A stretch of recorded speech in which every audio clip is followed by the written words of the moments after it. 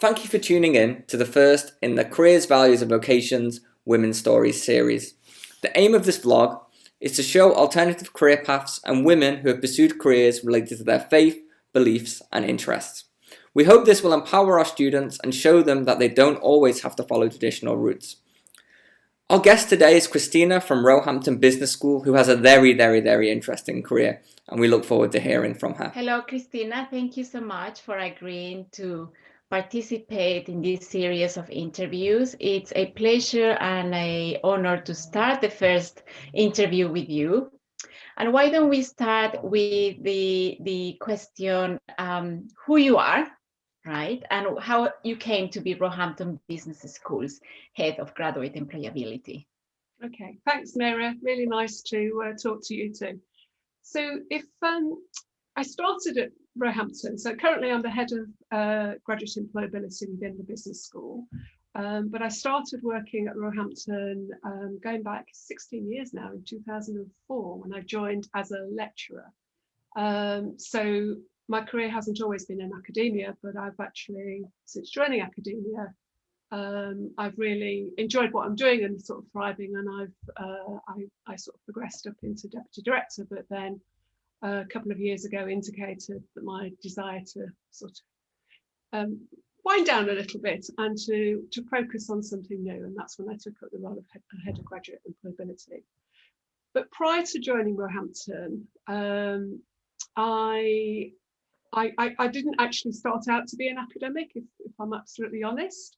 Although when I was at school and doing my A-levels, I was very interested in teaching, but that didn't happen at that particular on-time moment when you leave school and you go to university, etc. So I started working probably major part of my career, first stage anyway. I was working for Marks and Spencer's, and I was working in the information services division. And it was there that I started to, because I was managing teams, project teams, various age groups, but largely graduates. And it was there that I got a strong interest in developing people.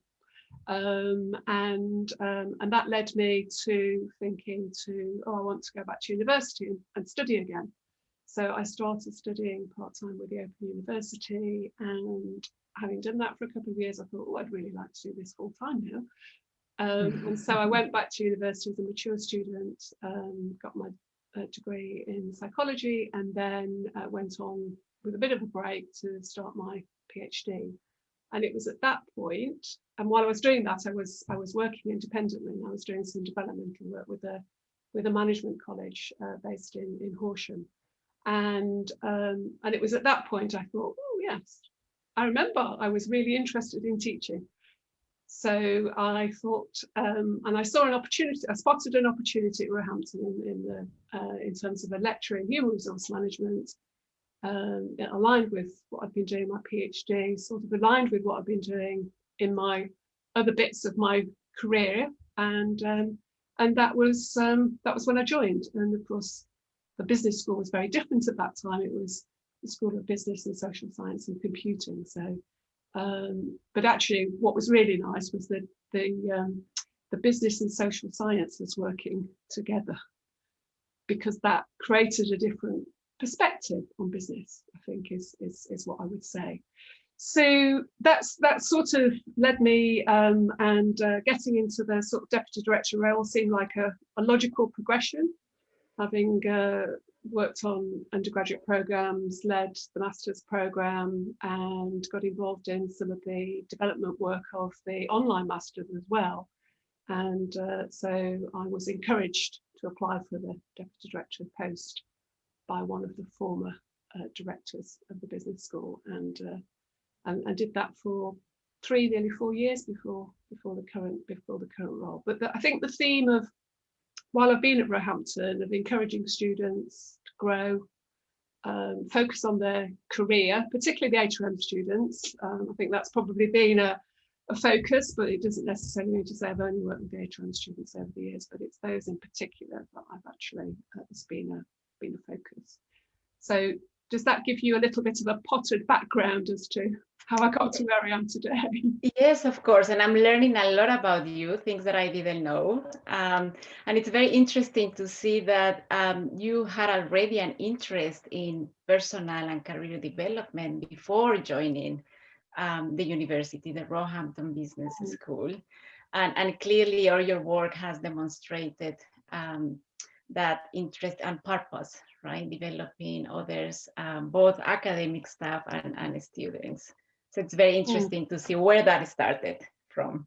Yeah. And Christina, what has led you to choose this particular career path? Did you perhaps consider different career paths? Were there other opportunities that you could have taken, but still you decided to pursue this particular career path? I think over my career, there's been sort of moments where I would say that I haven't chosen what I've do, and there's been times when I've been more, I have chosen what I wanted to do. So you know, when I set out at 18, I originally signed up for a BSc in economics and economic and social history, but then after a year I decided that wasn't for me. So I suppose I didn't really choose that as a path, and then went into the world of work. I chose to go and work with M&S, because I thought they were a great company to work for. They've got a fantastic reputation as an employer. It was interesting because three of us in the organisation, I was working at Manchester University at the time, three of us applied for this job. And out of the three of us, I was the only one that actually was offered it, which was a bit of a shame because I thought the three of us were going to move to London together and set up a flat, but that didn't happen. So I chose that. And then one of the nice things about working for an organisation like that, and you know, this is what I say to some of my graduates, is that once you're in an organisation like that, there's a lot of opportunity to move. You don't get stuck.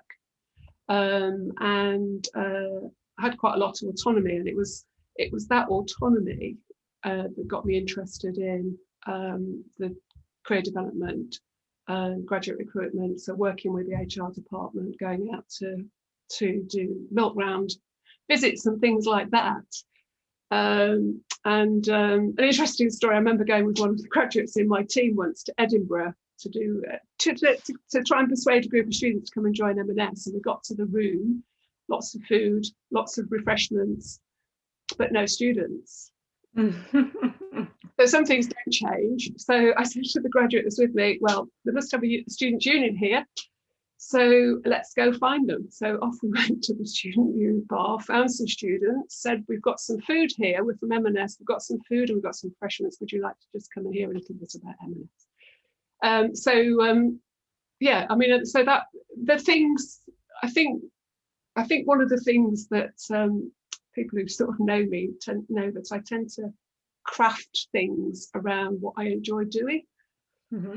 And I suppose if that's a sort of philosophy for me, then that's something that's been a pattern of what I've been doing. So sometimes I deliberately choose opportunities, and sometimes people present opportunities to me, hadn't really thought about them, but I just think, well, you never know, there's always something that could come out of this. But yes, the decision to leave M&S was a conscious decision because, as I said, I really enjoyed the studying that I'd been doing. I really wanted to, you know, get my degree, and I was really interested in studying psychology. So that was the decision to leave M&S at the early 90s, and then go, as I said, become a mature student, and that led to this journey of learning.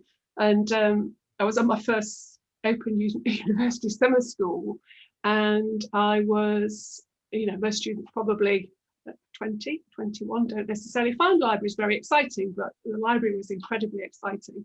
So whilst some of the other people on the summer school with me would, you know, say, come on, we're going to the bar, I'd say, no, just leave me a bit longer, please. And so really that, you know, that led to that joy of learning, really. So and I wanted to do more of that, and that was after I'd finished the undergraduate degree with a bit of a gap, as I said. I went on to start the PhD, and that was again investigating the careers of independent HR professionals, and so again it's all part of a theme here. I really like what you said about crafting from joy, right? Yeah. From the joy of learning, and that relates to what would be my next question. What particular values or principles have influenced your career choices? Could you identify them? Yeah, there are some strong things. There's strong themes in terms of the sort of the values. Autonomy and independence is really important. Mm-hmm. I think that probably stems from my mum's influence, who was very sort of independent and followed her own path. But also lifestyle is something that's quite important as well. So whilst some people might think in traditional sense I haven't been very ambitious, I think it's ambition, but within a realization that there is a life beyond beyond organizations, and there's mm-hmm. life which involves actually some form of contribution outside of the organization as well. So volunteering has always been a theme. Even during my time when I was at M&S, I was volunteering as well as a full-time job and studying. So it's always been a theme. So the volunteer with professional bodies now, that's there's right. a theme there. So those are the sorts of things it's important to, and that's when if it gets to a point where I find I'm not able to sort of follow my path, then that's the time when it comes to sort of making a decision around what's the best thing to do. What's next? Yeah. And how do you integrate these values and principles? You mentioned autonomy, independence, voluntarily, right? Volunteer work. How do you bring this into your work? How do you manifest this? I think on particularly the sort of the independence and autonomy, clearly, like everybody, we obviously have a role that we have to perform, and there are expectations of that. But growth for me has always come from something that's not necessarily in part of the job. So, if I go back to M&S days, there's a group of leaders like myself who are interested in career and personal development, and we started to do some work around how do we help, careers of technical professionals can be quite difficult in terms of how they see their options, etc. So we started to do some work around that and trying to, and we ran some sort of workshops and discussion groups on that. That wasn't part of my role, but it was something that I was interested in. So I worked with a group of other colleagues who were interested in that too. That's one side of how I've, sort of volunteered. At the university over the time, when the university was going for investors in people at one particular point, well, it did go for investors in people actually. I volunteered to be part of the working group was looking at that and interviewing managers in terms of how they think about investing in people in their particular roles, etc. So I've always looked for opportunities. Sometimes people come and tap me on the shoulders, and say, "Will you do this?" And other times I've spotted something. I thought, well, that looks really interesting. I'll have a go at that because I think there's probably some, A, because I've got something to contribute, but B, because I know that I'm going to learn something from that.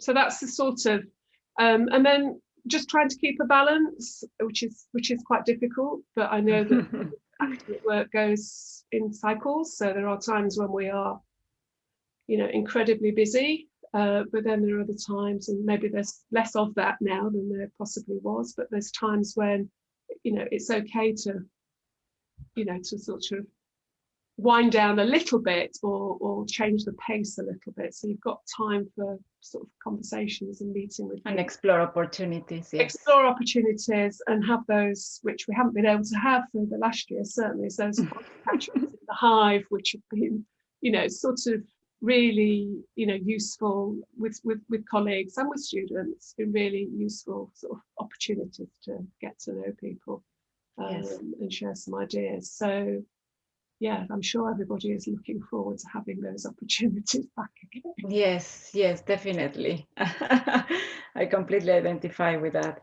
And what has been most meaningful to you about your work so far? I guess the one thing that, and this is for me, has been, you know, why LinkedIn has been a great revelation, really.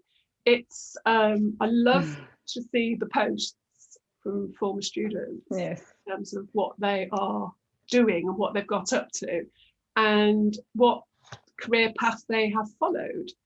You know, that in itself is interesting. I think, you know, perhaps a bit like myself and others, not everybody has a clear sense of direction from when they first leave university. Yes. It evolves over time. So it's really interesting, you know, to see where they've got to. And it doesn't really, I mean, what's more important is that they are happy where they've got to in their own sense, rather than necessarily thinking that they, yes, I know people compare themselves against others, but you know, if they're to get a sense of fulfillment and purpose, then they need to be happy in terms of what they are doing themselves for themselves. And I think that's something that potentially you have to learn over time. It isn't necessarily something that comes immediately to you. There's a lot of pressure to perform, and certainly, you know, listening to stories of you know, young people in their late 20s and early 30s, I can hear sometimes them saying, oh, I have to do this, I have to do this. And you start to think, well, why do you have to do that? What's it for? What's its purpose? What's it doing for you? Yes. So those are the sorts of things, and of course, it's great to see staff evolve and develop too. Even that's you know, that's been a great pleasure as well, to see new people come on and take on new leadership roles within the business school, and will continue to do so. So that's yes. And I consider myself one of the lucky ones who have had the pleasure of working with you and always have your support. Your advice, your very wise advice, and I thank you for that. And of course, well, all career paths are bumpy, right? Yeah. So my next question would be, what have been the bitter moments you have experienced in your career, and how have you how have you overcome these challenges? It's difficult to say really whether there's been any sort of bitter moments, actual bitter moments. In every particular role. I mean, there were times, perhaps not in the early days at M&S, but sort of the middle period then, where I wasn't really enjoying what I was doing, but I wasn't quite sure what I wanted to do. But just by, talking to people and trying to say, well, these are the things I am interested in. These are the things I'm more interested in doing. There was an interesting point where we had a lot of visits from senior people, and I was doing a presentation around the department, and afterwards the head of the operation I was in and said, have you ever thought about moving into training and development? And I said, well, not directly, but learning is something, and helping people learn is something that I'm interested in. And it wasn't too long after that I started thinking, oh yes, there's an alternative path here. So I suppose my career has sort of shifted in cycles, in that I've never moved in over periods of sort of between 10 and 13 years. I've tended to move on and do something not a little bit different, tangential, but it's still got some underlying themes around, which is learning and development and supporting growth both for myself but for others too. So that's so whenever I felt that that wasn't happening, that's been the time when I've started to think, oh, I need to do something else. I need to do something else to move on for myself and to keep myself energized. I think it's quite important. So. Yeah, but it seems you have always been very aware of how you are feeling with a particular situation, right? And of it seems you also dedicate time to reflect what you want, right? Whether you are being whether you're having the opportunity to fulfill your purpose, whether what you are doing makes any sense to you, right? And I think that's very valuable. That's very important. And I think it's, it is something important, and it's something that, I try to encourage in students or anybody I'm working with, really, as well. To focus on, why they are doing something as much as the what. Yes. Where is it leading? What does it do for you? What's the energy? Where do you get your energy sources from? Those sorts of things are important to think about. And then I think, when you spot that things aren't quite right or as you would like them, then you can start to make those changes. And you either try and change the job that you're actually in, or you think that there's too much to change, so it's probably time to move on. Christina, may I share with the audience that you plan to retire soon? Well, it's out there. It is out there. It has been announced. Lots of nice emails from colleagues at the university. It is not a traditional retirement in the sense that I'm going to be stopping working, but I suppose it's a sort of a new phase. I've already said that probably my career has gone in cycles, and this is a good time to start another cycle, a new one. Yes. And so within that there will be sorry, my cat has come to sit on my knee. Within that there will be a theme which is around to continue this bit about helping people with their career development. So I've been doing some development for myself over the last 6 months around to sort of focus a bit more on some of the skills in terms of careers and coaching and things like that. So that's one of the things that I've been working on, and we'll be doing some more of that over the next few months of work as well. I've just signed up for some further training in that area. There is some more articles to come out of, or thoughts and reflections to come out of a book that was published last year, which haven't really had the time to sort of focus on and do anything with. So that's another aspect. And I think that there's two key strands. And one of the interesting things is I often use the gardening metaphor when I'm talking to people about their careers, but I've never really been a gardener, so until lockdown, and then I've just suddenly started to get into them. So that's another little project on the side in terms of looking at the garden and how I want that to look, and how I want that to sort of create a space for me to relax in as well. So there's a few things there. So you really know what you will be doing. You have a fantastic list of projects to undertake. Yeah. And I can see really clear that you plan to continue fulfilling your purpose, right? After retirement. Would you like to say anything about your book? How you say you have plans to work on it, right? Or to use it to really sort of try and get some of the messages out of it. So it's been quite interesting. Myself and the co-author David Lyons, who's currently based in Hong Kong, we've done a couple of webinars where we've sort of presented some of the key findings. And what we've found is, with the coaches that we've been presenting to, what they've liked is the fact that it's a book that's actually encourages them to think and reflect about why they're coaching and what their model of coaching is. and what the outcomes are. So that in itself has been quite encouraging. So, I mean, the journey of the book started at the UFHRD's annual conference in Portugal several years ago, where I presented a paper there, and some of the feedback from the audience was, this is not just a paper, there's a book here. So unfortunately, there was a publisher exhibiting.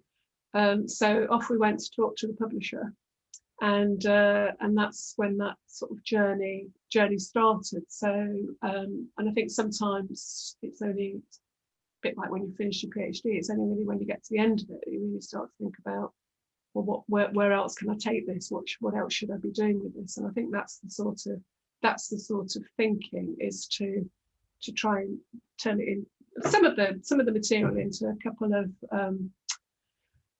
webinars that would encourage people to be more reflexive about their practice, I think is the thinking there. So and whether that will lead to other papers, I don't know, but I'm sure that it probably will, but I don't know what they are at the moment.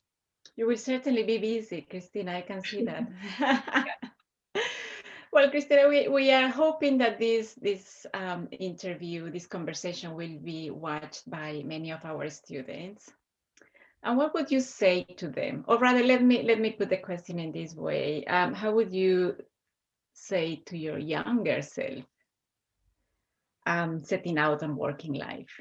To my younger self, and probably to any students who are perhaps at the early part of their own career journey, look for opportunities. I think that's really important, and talk to people around, so that you can actually become aware of when opportunities become available. And as I said earlier on in the interview, I think growth has often come when I've spotted opportunities through talking to people or noticing where a change is actually happening in an organisation. So although that inevitably involves perhaps more work for you, I think the benefits that can bring in terms of you're growing your knowledge, getting yourself known within an organisation, perhaps getting yourself known as somebody with a particular area of specialist expertise. As one of our former marketing students, Matt Haynes, who's going to be contributing to our graduate panel next week, mentioned that's something that he's found useful when he first started. So find something that you feel as though you can be an expert or a master in, and then you can actually share that knowledge with others. And be brave, maybe take a few risks, but think about an exit strategy if that's not working. That's always important. So what would you do if it didn't quite work out? And also think about, well, even if you try something, it doesn't work, what have you learned from that? How do you use that to move into something that is much more interesting and valuable for you? But certainly find an organisation to work with where their values and what they're trying to achieve and their purpose aligns with what it is that you want to do. Because I think otherwise you will end up constantly being in a battle with yourself if you're working in an environment where the principles and the values don't really align with what's important to you. And with that fantastic advice, Christina, we'll end this conversation. I thank you for your time and your willing. Hope that students will take on this advice, and that we will continue working with you in one way or the other. We won't let you go so easily.